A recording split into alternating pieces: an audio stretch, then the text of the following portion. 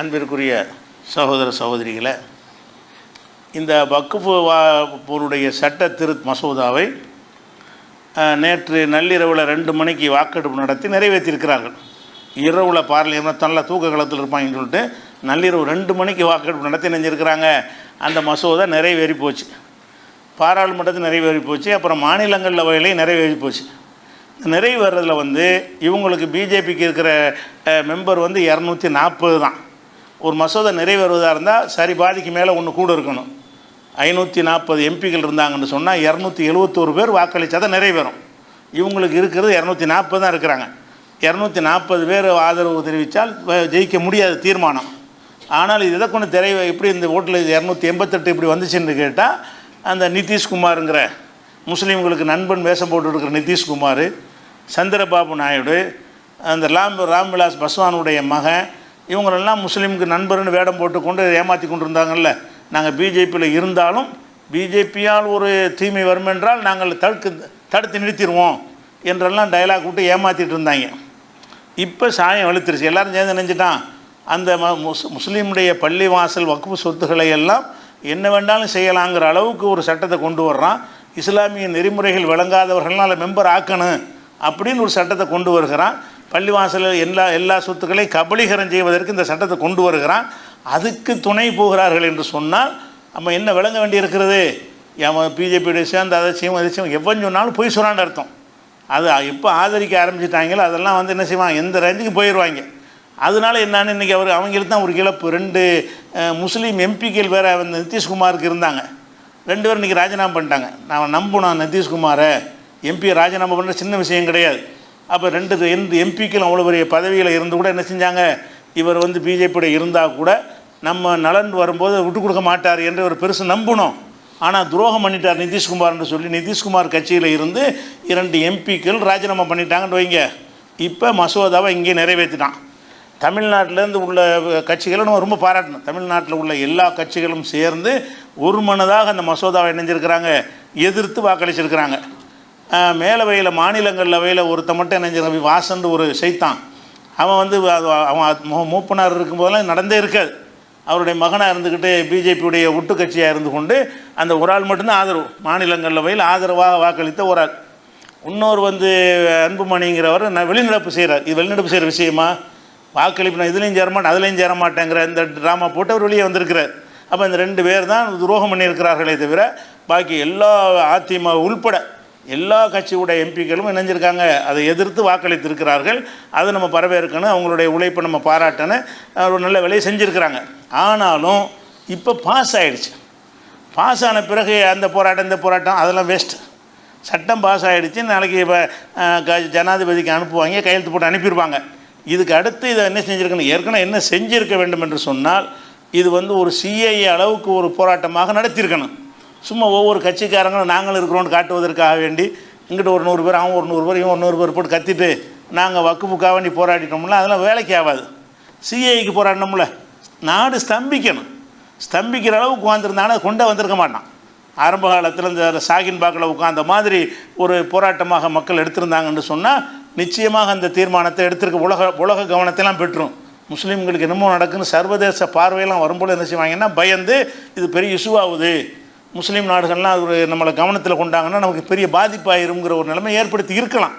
ஆனால் யாரும் என்ன செய்யலை, அப்படியான முன்னெடுப்பு செய்யவில்லை. தங்களே அடையாளம் காட்டிக் கொள்வதற்கு தனித்தனி இயக்கங்களாக போராட்டங்கள் பண்ணினாங்க. இனி பண்ணுறது வேலையில்லை. இனி ஒரே விஷயம் என்னென்னு கேட்டால், நீதிமன்றத்தில் நிற்காது. நீதிமன்றத்தில் முஸ்லீமுடைய ஒரு சொத்தை முஸ்லீம் அல்லாதவர்களை கொண்டு நிர்வகிக்கலாம்னு வரக்கூடிய அந்த ஒரு பேஸில் அடிபட்டு போயிடும். இது மத ரீதியான ஒரு நிறுவனம், மத ரீதியான விஷயத்தை மத ரீதியான நம்பிக்கை உள்ளவர்கள் தான் நிர்வகிக்கணும். வக்ஃப் போர்டில் 2 முஸ்லீம் அல்லாத கண்டிப்பாக இருக்கணுங்கிறான்.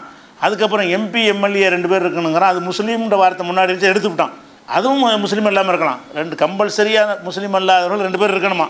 அதுபோக எம்பி எம்எல்ஏன்னு இருக்கும்போது முதல்ல உள்ள சட்டத்தில் எப்படி இருந்துச்சுன்னா முஸ்லீம் எம்எல்ஏ முஸ்லீம் எம்பி அந்த முஸ்லீம்கிற மைனஸ் பண்ணி விட்டாங்க. அந்த எம்பிங்கிற பேரில் 2 முஸ்லீம் அல்லாதவர்கள் வருவான், எம்எல்ஏங்கிற பேரில் 2 முஸ்லீம் அல்லாதவர்கள் வருவான். 2 பேர் கொடுக்கணுங்கிற வகையில் வருவான். கடைசியில் 11 பேர் கொண்ட உறுப்பினரில் முஸ்லீம் அல்லாதவர்கள் 7 பேர் இருப்பாங்க. வக்ஃபை நிர்வகிக்க வக்ஃபுனா என்னென்னு தெரியாதவன் 7 பேர் இருப்பான். ஆக இந்த சொத்துக்களை திட்டம் போட்டு அடிக்க பிளான் பண்ணிட்டாங்க.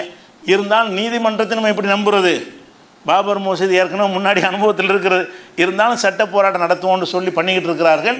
அதில் வந்து வெற்றி கிடைக்கவும் வாய்ப்பு இருக்கிறது.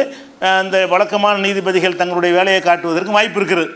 இதனால் இப்போ நம்ம தெரிஞ்சுக்கிற விஷயம் என்னன்னு கேட்டால், கடந்த காலத்தில் இப்படிலாம் நடக்கும்னு தெரியாமல் நம்முடைய முன்னோர்கள் வந்து சொத்துக்களை எழுதி வச்சுட்டு போயிட்டாங்க. ஒரு பள்ளிவாசல்னு சொன்னால் அது பள்ளிவாசலுக்கு மட்டும் எழுதி வைக்காமல், இந்த பள்ளிவாசல் தொடர்ந்து இயங்கணுமாக இருந்தால் அதுக்கு 100 ஏக்கர், இதுக்கு 50 ஏக்கர், அது இது வருவாய் வர்றதுக்கு எழுதி வச்சுட்டு போயிட்டாங்க. இனிமேல் அந்த மாதிரி செஞ்சிடாதீங்க. இனிமேல் வந்து செய்வதாக இருந்தால் ஒரு பள்ளிவாசல் கட்டுறதுக்கு உதவி செய்யுங்க. பள்ளிவாசலுடைய வருமானத்துக்கு சொத்து வாங்கி கொடுக்குறோன்னு போனீங்கன்னு சொன்னால் அது நீங்கள் போயிடவே உங்கள்கிட்ட இருந்து இருக்காது. இந்த எடுத்துட்டாங்கல்ல, இந்த அவ்வளோ சொத்து என்ன எண்ணத்தில் இந்த மக்கள்லாம் கொடுத்துருப்பாங்க. எவ்வளோ கஷ்டப்பட்டு சம்பாதித்து இது ஒரு நல்ல காரியம், நம்ம சாவுக்கு பிறகு நன்மை தரட்டும் என்று தானே கொடுத்தாங்க.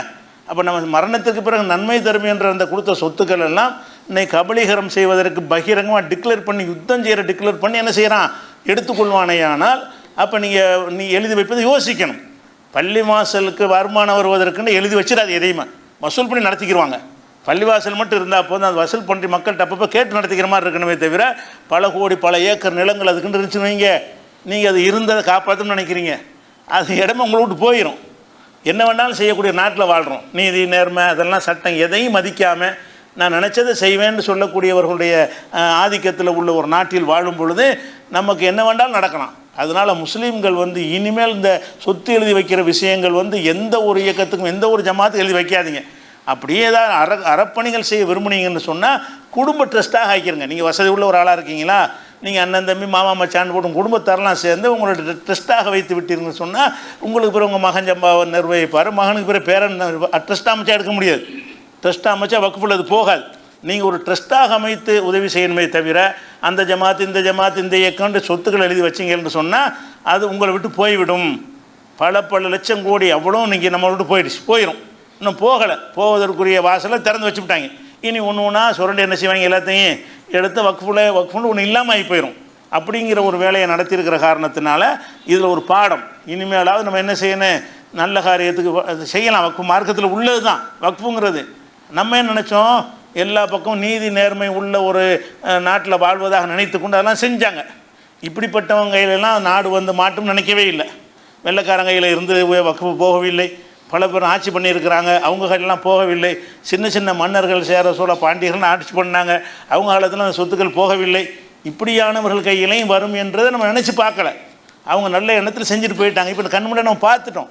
பார்த்த பிறகு இந்த சொத்துக்களை எழுதி வைக்கிற அந்த ஒரு விஷயத்தை கவனமாக இருக்கணும். நம்மளை விட்டு போயிடக்கூடாது. எழுதி வச்சா நம்மளுக்கு இல்லை, விளங்கிக்கிறங்க. நீங்கள் ஒரு பள்ளிவாசலுக்கு 100 ஏக்கர் எழுதி வச்சுன்னு வைங்க, நீங்கள் எழுதி வச்சோன்னா முடிஞ்சு வச்சு கதை என்னது, இவங்க வயலில் விழுந்துடும். உளுந்து என்ன செய்வான்னா 100 ஏக்கரை என்ன செய்வான், ஆளுக்கு 25 ஏக்கரா 4 பேர் பங்கு போட்டு போயிடுவாங்க. அது உங்களுடைய நோக்கம் நிறைவேறாது. அதுக்கு என்ன செய்யுங்க, இருக்கிற தான தர்மங்களை பண்ணுங்கள். அல்லது நிலையாக நிற்க வேண்டுமாக இருந்தால் அவரவர் யார் அதை தானம் செய்கிறீர்களோ அவங்களுடைய குடும்ப உறுப்பினர்களை போட்டு ஃபேமிலி ட்ரஸ்ட்டுன்னு போட்டு என்ன செய்யுங்க, அவங்க ஃபேமிலி நிர்வாகம் பண்ணும்.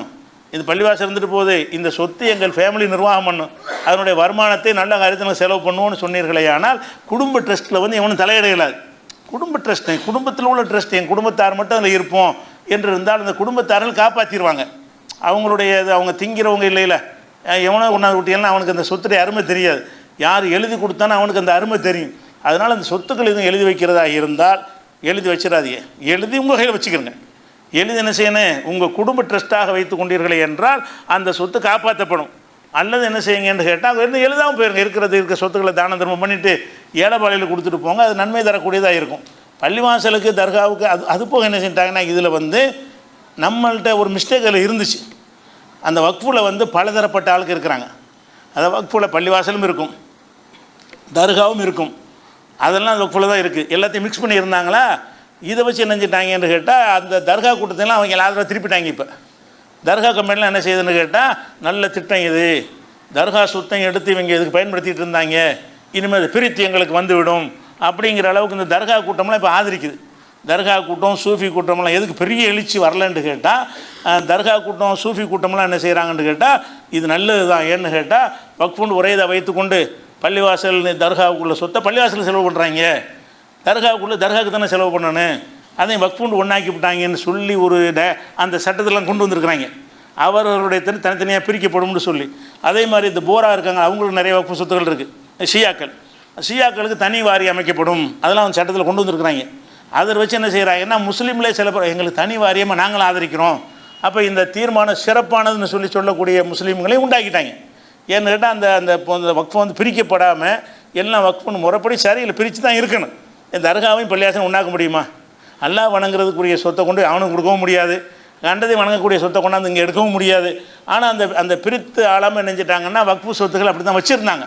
இது வந்து என்ன செய்யணும், அதை கண்டுபிடிச்சி இதை வந்து இவங்க தர்காக்காரங்களாம் வென்றெடுப்பதாக இருந்தால் உங்கள் தர்கா சொத்தை எல்லாம் இவங்க வந்து பள்ளியாசலுக்கு ஆக்க பார்க்குறாங்க, பிரிச்சுருவோன்றோன்னே சிறந்த சட்டம்னு கத்துறாங்க. யார்? இந்த தர்கா கூட்டமும் தரிகா கூட்டமும் சூஃபி கூட்டமும் என்ன செய்கிறாங்க, அவங்களுக்கு முழு சப்போர்ட்டாக இன்றைக்கி பேசக்கூடிய பெரிய பெரிய தர்காவை நிர்வகிக்கிறவர்கள்லாம் இது நல்ல சட்டம்ங்கிறாங்க. ஏன்னு கேட்டால் அவங்களுக்கு தனி இது வரப்போகுது, இப்போ தர்காவுடைய முன்னேற்றத்துக்கு உள்ளதாக வரப்போகுதுங்கிற அடிப்படையில் செய்கிறாங்க. அதனால் அந்த ஒரு விஷயத்தை வைத்து பிரித்தாண்டுட்டாங்க. எல்லாம் ஒன்றுலாம் சேர முடியாது. இந்த வக்ஃபு சம்பந்தமாக செஞ்சால் அந்த தர்கா கூட்டம் தரிகா கூட்டம்லாம் ரோட்டில் நிற்காது. சிஏக்கு நின்ற மாதிரி சிஏன்னு அனைவருக்கும் உள்ள விஷயம், நம்மளை 2-3 பிரிய முடியாது. இதில் பிரிக்கக்கூடிய ஒரு நிலைமை ஏற்பட்ட ஒரு காரணத்தினால் பின்னடைவாக இருக்கிறது. அதனால் அந்த சொத்துக்களை காப்பாற்றுவதற்கு என்ன செய்யணும், நாம் தான் கவனமாக இருந்து கொள்ள வேண்டும் என்பதை ஒரு தகவலாக சொல்லிக் கொடுக்குறேன். அஸ்ஸலாமு அலைக்கும்.